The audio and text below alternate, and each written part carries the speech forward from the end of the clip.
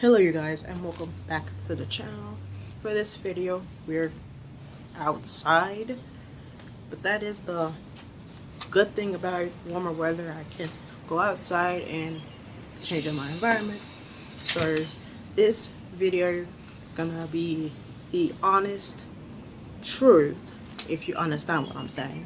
And the honest truth is that I absolutely positively hate being autistic. I hate it to the second power. That's how much I just don't like it. Now, I'm not saying I hate autistic people. I would never say that, but I'm just saying how I just don't like having the disorder. And I've got some notes to make it easier when I do these types of videos, so I'll be like, what shall I say next? What should I say next? So what I have on this today is seeing the world blindly.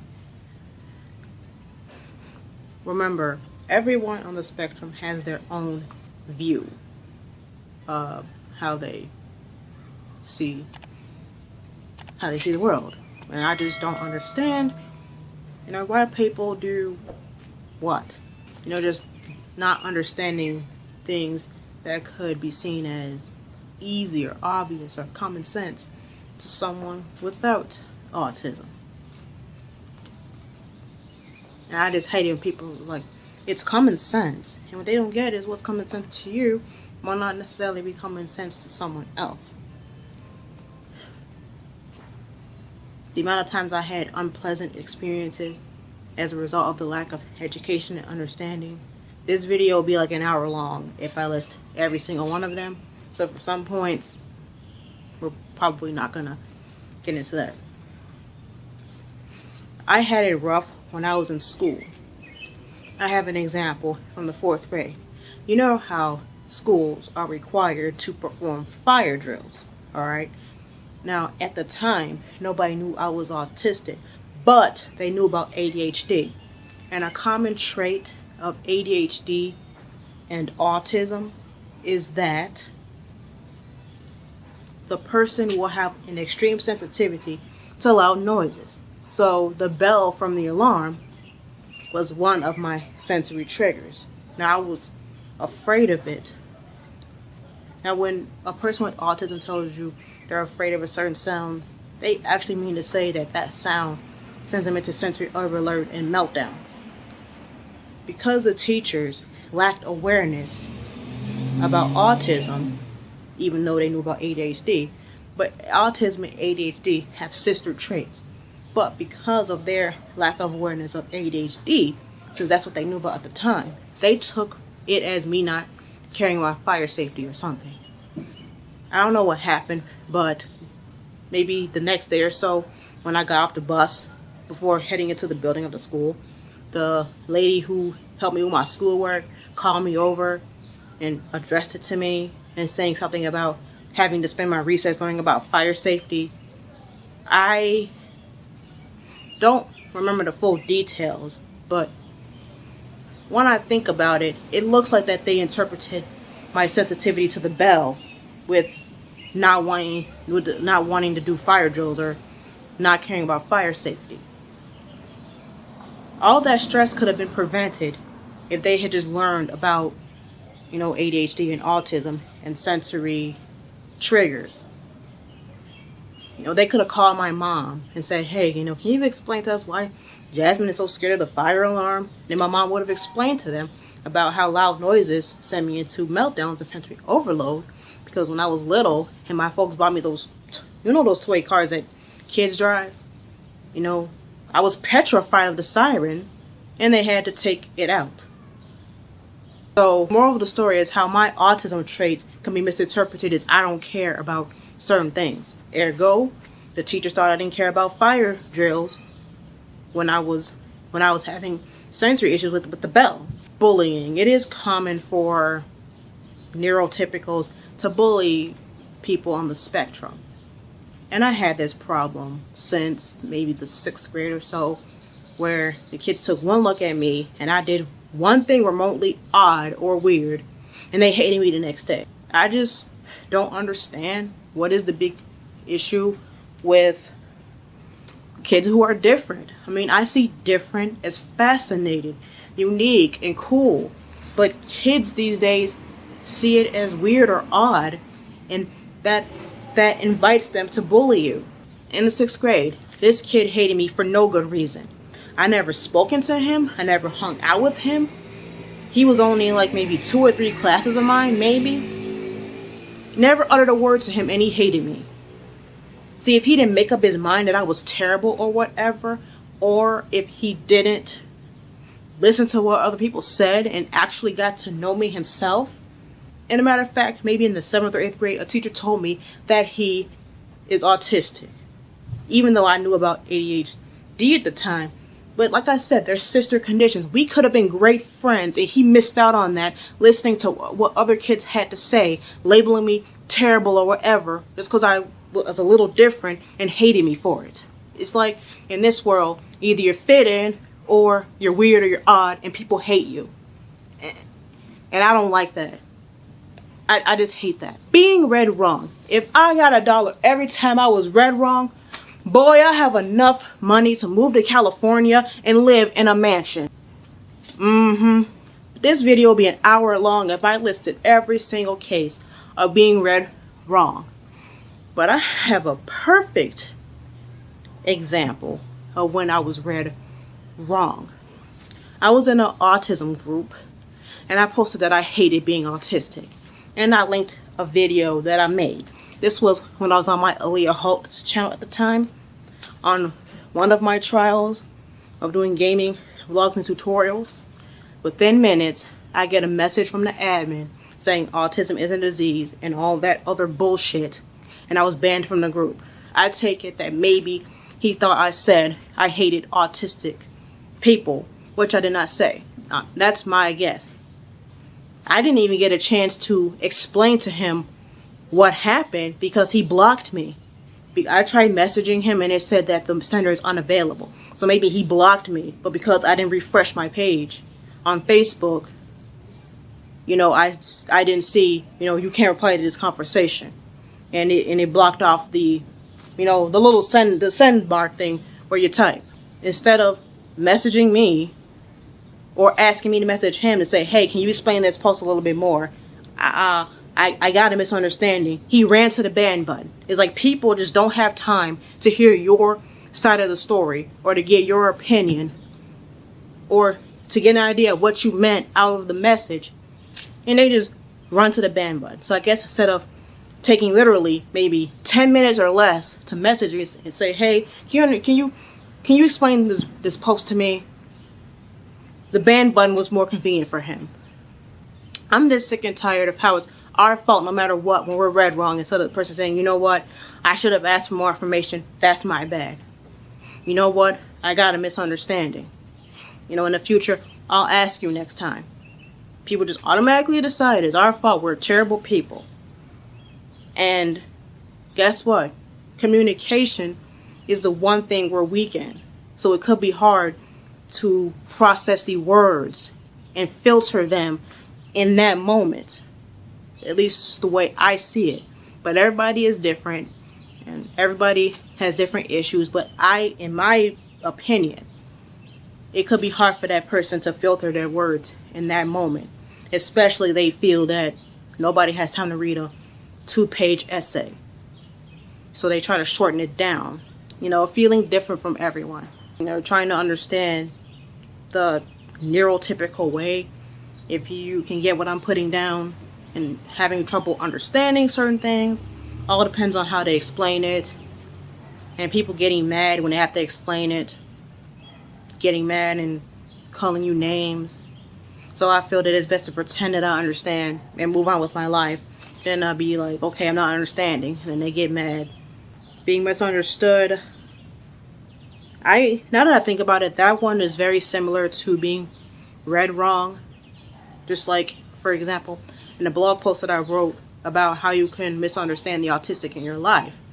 To me, they're traits. They're traits being read the wrong way. Like I said earlier in the video about me having sensory issues with the bell to the fire alarm.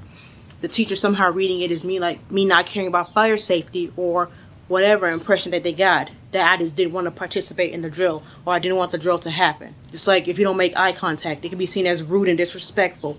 But in reality, a person with autism, they don't feel comfortable with eye contact. Besides, not looking directly at you can actually help them listen to you and understand you more. That might help them listen to you and understand you more. But to someone else, it's automatically seen as disrespectful. For instance, my mom, she told me that her grandma taught you that when someone's talking to you, you have to look them in the eye. See, at that time, there wasn't much study being done about autism and ADHD. So imagine if we grew up in the times when my mom did. It would have been hella difficult. Hella difficult. And I think it's kind of ableist. It's kind of, and another thing is that if a autism creator were to make a YouTube video and not look at the lens, you can bet it that people are going to point it out in the comments. See, if they knew that the creator was autistic, and so and eye contact makes them nervous, they will know that that's why the person isn't looking at the lens. But if I saw it, I would know it right off the bat, because I'm the same way, and I would tell them, hey, if you don't want to show your face, maybe you could do a speed art or a commentary if you're playing a game or something in the background. You can Google it on YouTube, how to do YouTube videos without showing your face. I would suggest that to avoid them having the pain of people pointing out something that they have no control over. Feedback. This may be an ADHD characteristic. As a matter of fact, it is, because I saw this on a Tumblr share, that a lot of people with ADHD have low self-esteem, therefore it makes it harder for them to take feedback. And if somebody isn't aware of that, then they can develop a different opinion of the individual. It's like, I have no problem with feedback. It all depends on how you give it to me. Like, if you just say, work on your thumbnails, that means nothing to me, because it's not telling me what in my thumbnails needs improvement. Is the text too big? The text too small? Is the image I picked not clear? Is something wrong with the font I chose? Like, what is wrong with the thumbnail? Or the audio is this. The audio is sketchy. What's sketchy about the audio? Is it too low? Is it too high? Are you not familiar with the device I'm using? Did I overlook something when I was editing? Did I pick the wrong sample rate before I export the video? You got to give me more details if you want me to implement your feedback. I can't implement your feedback if you don't tell me what's the problem, because maybe I can look it up on YouTube. And I think it gets harder as an adult because people are under the impression that autism stops when you turn 18, and that makes you miss out on support. And if you make a request like having your friend with you when you go to the doctor, they'll deny it because you're an adult. And I can guess that the only reason somebody would request a friend to go back there with them is if they have a disability, or if they have anxiety or bouts where they just can't speak for themselves. Then the friend could chime in and speak for them. But I'm willing to bet you if somebody with a walker or a wheelchair came in and said, hey, my friend needs to be with me, they'll say, go right on ahead. It's like people with invisible disabilities, especially autism, it's like they're most likely to face ableism than someone with a visible struggle. Now, I'm not saying people with physical disabilities don't face ableism, but I'm saying is that ableism is more common and a disability you can't see. And it's pretty sad that neurodiversity is not accepted, and it should be accepted. Now, I forgot to write this one down, but offending people without intentions. This is an autism trait because autism affects social skills. When I was in the 4th grade, they gave me a social assessment and I scored low in the social range. And this is the way I can explain how, this happens. Okay, let's think of a wall. Pretend this is the wall, this journal. Autism affects social skills. So, like picking up nonverbal cues, picking up body language, that's something that our brains lack.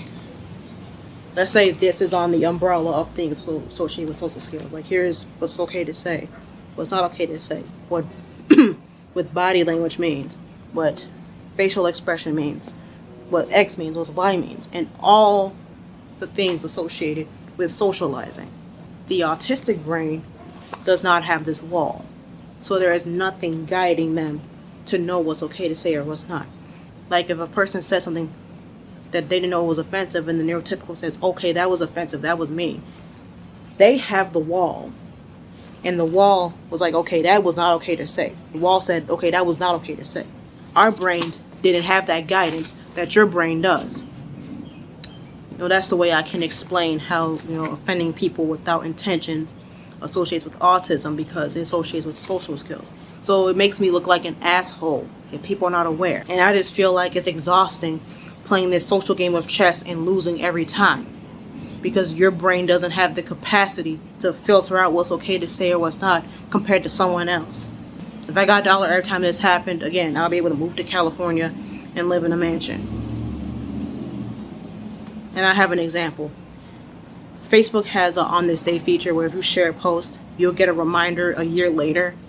And I had shared a post to my personal Facebook where I had a collage of people who are autistic, and it said, autism doesn't have a look, because you know how you say, oh, I'm autistic, and someone says, you don't look autistic. The way I saw it, the graphic was saying, okay, this is saying that autism does not have a look. And I shared it to the group.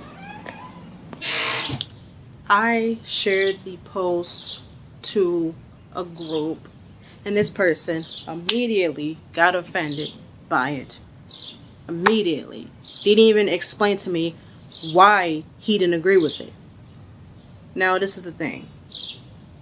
The people on the thread were just saying, this post isn't a good message. This post isn't right. I don't agree with this post. But weren't explaining why. Everybody was just coming down on me. And not one person bothered to explain to me why they didn't agree with the post. And the guy said, oh, I'm so tired of this inspiration porn. Please stop with the inspiration porn. I had no clue what that was. I'm like, what is inspiration porn? What is inspiration porn? But nobody bothered to explain it to me. I guess they expected me to be able to read their minds to know. That's another thing that I just can't stand. People expecting me to be able to read minds. I could not read that guy's mind to know why he doesn't like the post. I even said, there's no porn on this post. That breaks the guidelines of Facebook. That should have been an obvious clue that I didn't know what inspiration porn was. Sometimes it might not have anything to do with autism. It was an autism group.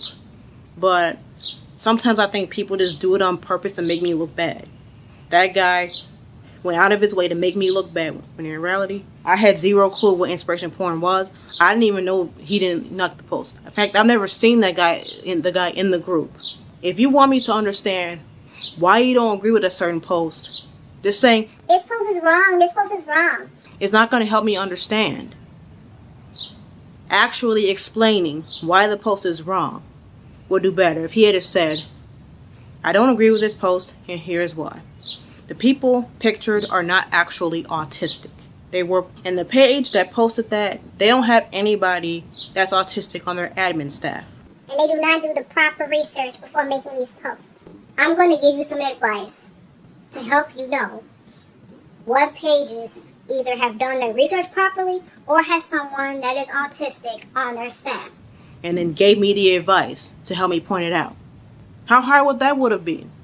Nothing. You're making it harder, stirring up a hornet's nest instead of just saying, okay, this post is wrong, here's why. This post is wrong, okay, my bad. I'll be careful with the pages I follow next time. Boom, it would have been done. Because everybody wanted to be like, this post is wrong, this post is wrong. And now tell me, things escalated further than it had to be.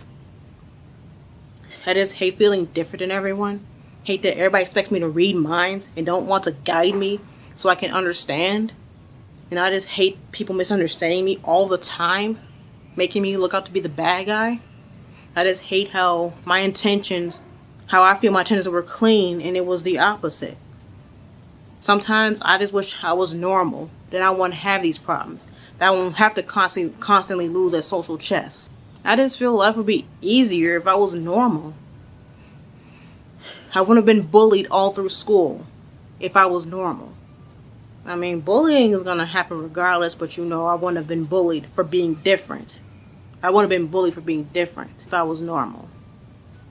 I wouldn't have struggled when I was undiagnosed with teachers misreading me if I was normal. Just like my mom misread me not trying when I wasn't doing well on my schoolwork, even though in reality I wasn't being taught how to understand a lesson. All would have been avoided if I was normal. By normal, I mean if I was neurotypical. Like that person banning me for hating a disorder that I've dealt with my entire life. I mean, who does that? That's censorship. That's silencing. Silencing autistic people because you don't agree with them, they will never be heard. And if that guy bans everyone who speaks negatively about autism, which they have every right to do so, we will never be heard. For once, I want to be heard without people saying, well, you need to learn how to adapt, or comparing me to their cousin or nephew. For once, I want to be heard where the person listens and understands and don't be judged and not be judgmental. I can't get that because people just expect things of you that are non-existent in reality. Like, we will never become neurotypical, never. But some people think, oh, if we do this, autism doesn't go away. It never will. But I wish I can be normal. You know, having your sensitivities misread and you melt down because there's sensitivities and people take it as complaining or whining or crying, when in reality you're burnt out due to whatever your sensitivity is, whether it be heat or cold or fluorescent lighting. So let me know what you think about these types of videos, and if you like them, then I will make more of these whenever I do an off-topic discussion.